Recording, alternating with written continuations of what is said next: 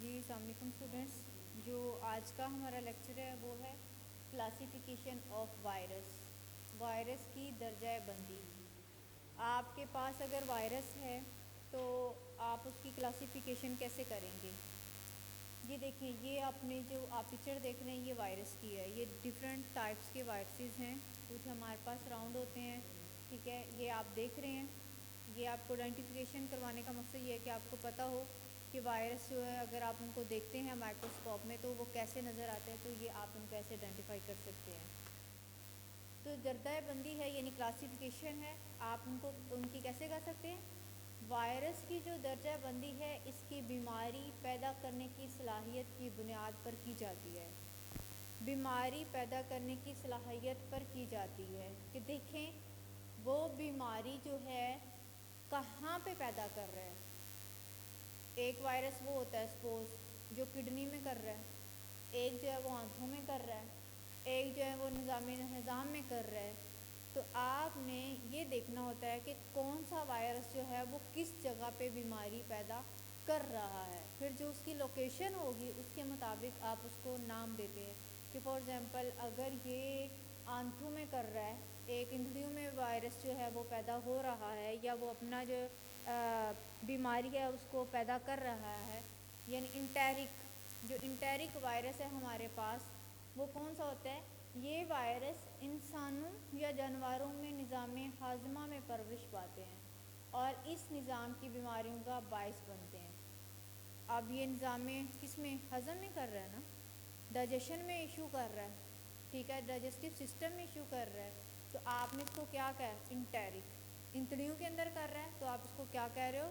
انٹیرک. یعنی کہ جس جگہ پہ اس نے انفیکشن کو کاز کیا، جس جگہ پہ اس نے بیماری کو پھیلایا، اس کے مطابق ہم نے اس کو نام دے دیا. دین ہے ہمارے پاس تنفس کے وائرس. تنفس کے وائرس ہمارے پاس کون سے ہوتے ہیں؟ جو ریسپائریٹری ہوتے ہیں، سانس لینے میں جو مسئلے پیدا کرتے ہیں. یہ وائرس انسانوں، حیوانوں میں سانس کے راستے داخل ہوتے ہیں اور نظام تنفس کی بیماریوں کا باعث بنتے ہیں. ریسپائریٹری سسٹم جو ہیں وہاں پہ یہ جاتے ہیں اور وہاں پہ انفیکشنز جو ہیں بیماریاں پھیلاتے ہیں، اور جہاں پہ یہ بیماریاں پھیلا رہے ہیں وہ ہے نظام تنفس یعنی سانس کا سسٹم. تو اس لحاظ سے ہم اس کو کیا کہیں گے؟ تنفس کا وائرس یعنی ریسپائریٹری وائرس. دین ہے ہمارے پاس نظام جو تولید ہے اس کے وائرسز. یہ کون سا ہے؟ یہ جینیٹل ٹریکٹ وائرس ہے، ٹھیک ہے. جینیٹل ٹریکٹ وائرس جو ہیں یہ نظام تولید کے وائرس ہیں، اور یہ جو وائرس کیا کرتے ہیں؟ نظام تولید کی بیماریاں پھیلاتے ہیں. نظام تولید کی جو بیماریاں پھیلا رہے ہیں وہ ہمارے پاس ہو گئے جینیٹل ٹریکٹ وائرس یعنی نظام تولید کے وائرس. پھر ہمارے پاس ہیں جلد کے وائرس، اور جلد کے وائرس ہمارے پاس کون سے ہیں؟ وائرس آف سکن. جو سکن کے وائرس ہوں گے وہ کون سے ہوں گے؟ سکن میں جو انفیکشنز بیماریاں پھیلاتے ہیں. یہ وائرس جانوروں اور انسانوں میں جلد کی بیماریاں پھیلاتے ہیں. سو ہم نے ان کو کہہ دیا وائرس آف سکن، جلد کے وائرس. دین ہے ہمارے پاس آنکھ کی جھلی، کنجکٹیول وائرس. جو ہمارے پاس کچھ کیا وائرس کیا کرتے ہیں؟ آنکھ کی بیماریوں کا باعث بنتے ہیں. اور جو آنکھ کی بیماریوں کا باعث بنتے ہیں وہ کون سے ہمارے پاس ہوتے ہیں؟ آنکھ کی جھلی پہ جو سوزش بناتے ہیں کنجکٹیول وائرس ہے. جیسا کہ اینڈی وائرس. کون سا ہے؟ اینڈی وائرس. اور یہ کیا کرتا ہے؟ انسانوں میں آنکھوں کی سوزش کا باعث بنتا ہے. یہ ریسنٹلی ایک بیماری پھیلی ہوئی تھی، وہ کون سی تھی؟ جس میں آنکھیں خراب ہو رہی تھی.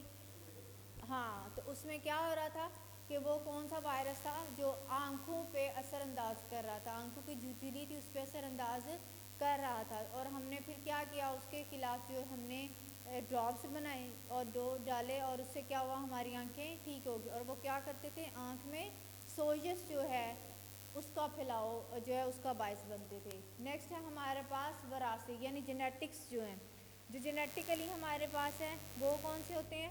یہ ایسے وائرس ہیں جو کہ بیماریاں جو ہیں ان کی ظاہری طور پہ تو وہ شو نہیں کرتے، لیکن وائرس جو ہوتا ہے وہ جسم میں موجود رہتا ہے. فار ایگزامپل ایک شخص ہے وہ بالکل ہیلدی ہے، وائرس نے اپنا کوئی جو فزیکل سائن ہے وہ شو نہیں کیا، آپ کو یہ لگتا ہے کہ یہ انسان جو یہ نارمل ہے، لیکن وائرس جو تھا وہ اس بندے میں موجود تھا، لیکن اس نے اپنا جو موڈ آف ایکشن تھا تب اس نے شو نہیں کرا ہے، لیکن نیکسٹ اس نے جنریشن میں وہ ٹرانسفر ہو گیا۔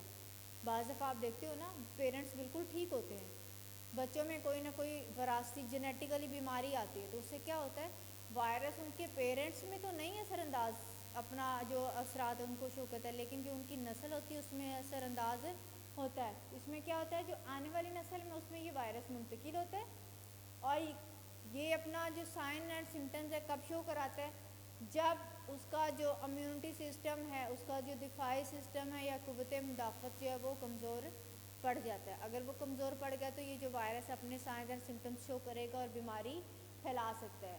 اب اگر ہم کتوں کی بات کرتے ہیں، کینائن ڈسٹمپر سنا ہوگا کبھی آپ نے۔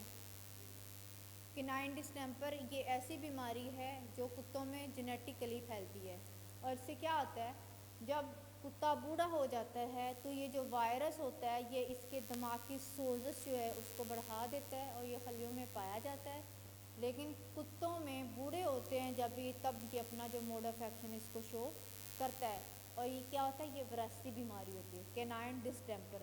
اور آپ اس میں بعض دفعہ اگر آپ بچوں میں دیکھتے ہو تو بعض بچے ایسے ہوتے ہیں جن میں جو تھیلیسیمیا ہے اس کا مسئلہ آ جاتا ہے۔ بیماریاں اگر ہم سمپل بیماریوں کی بات کرتے ہیں پیرنٹس میں نہیں ہوتا، لیکن اگر دونوں پیرنٹس میں کوئی ایک جو ہے وہ ریسیسیو ہے یا پھر ڈومیننٹ ریسیسیو ہے اس میں ہے تو کیا ہوگا، پیرنٹس کو اتنا مسئلہ نہیں آ رہا ہوگا، لیکن جو بچے ہیں ان میں تھیلیسیمیا کا بہت زیادہ مسئلہ آ جاتا ہے۔ کیا ہوتا ہے، جو بیکٹیریا اور وائرس ہوتا ہے وہ اپنی ان جو اس کا ہوتا ہے ہوسٹ اس میں تو وہ بیماری نہیں پھیلاتا، لیکن جو آنے والی جنریشن ہوتی ہے اس میں وہ ایکٹیو ہو کے بیماریاں پھیلانا شروع کر دیتا ہے۔ دین ہے ہمارے پاس وائرس کی افزائش۔ یہ تو ہمارے پاس تھی کلاسیفیکیشن کہ اگر ہم ان کو کلاسیفائی کرتے ہیں تو کیسے کرتے ہیں، جہاں پہ وہ بیماری پھیلائیں گے اس کی جو لوکیشن ہے اس کے لحاظ سے ہم نے نام دے دیا۔ اب ہے اس کی افزائش، کہ اس کی افزائش جو ہے وہ کیسے ہو رہی ہے، یعنی کہ جو اس کی ریپلیکیشن ہے وہ کیسے ہو رہی ہے ہمارے پاس۔ تو جو ریپلیکیشن ہے وہ 5 مرحلوں میں ہوتی ہے۔ وہ کون کون سا ہے؟ سب سے پہلے وائرس اس مخصوص خلیے کے ساتھ جڑ جاتا ہے جس کے اندر اس نے تقسیم ہونا ہوتا ہے۔